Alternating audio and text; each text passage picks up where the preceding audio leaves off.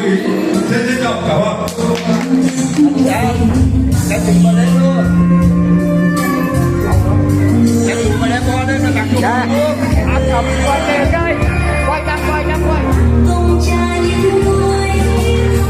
Cảm ơn chưa?